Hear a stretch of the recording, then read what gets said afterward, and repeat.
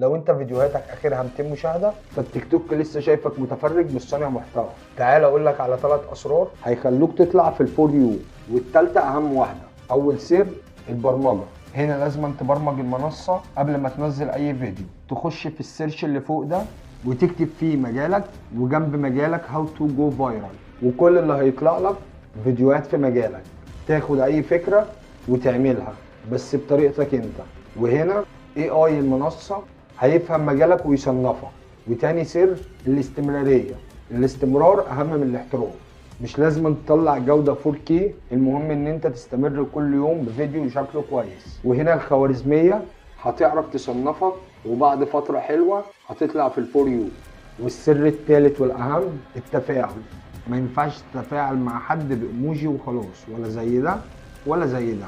لازم تكتب كومنت، ولازم تحط في دماغك ان انت اول ما تنزل فيديوهات الخوارزميات بتراقبك، فلازم تكون حاضر على طول. ولو كتبت عندي في الكومنتات هاو تو جو فايرال، لو الكلمه اتحولت لازرق يبقى انت هتطلع فور يو بسرعه. لو انت فيديوهاتك اخرها 200 مشاهده فالتيك توك لسه شايفك متفرج مش صانع محتوى. تعال اقول لك على 3 اسرار هيخلوك تطلع في الفور يو. والتالتة اهم واحده. اول سر البرمجه. هنا لازم تبرمج المنصة قبل ما تنزل اي فيديو. تخش في السيرش اللي فوق ده وتكتب فيه مجالك وجنب مجالك هاو تو جو فايرال، وكل اللي هيطلع لك فيديوهات في مجالك.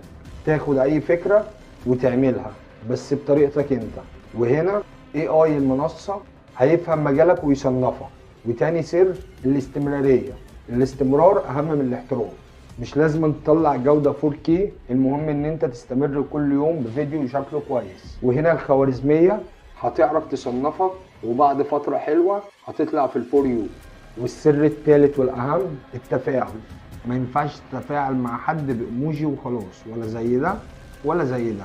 لازم تكتب كومنت، ولازم تحط في دماغك ان انت اول ما تنزل فيديوهات الخوارزميات بتراقبك، فلازم تكون حاضر على طول. ولو كتبت عندي في الكومنتات هاو تو جو فايرال، لو الكلمه اتحولت لازرق يبقى انت هتطلع فور يو بسرعه.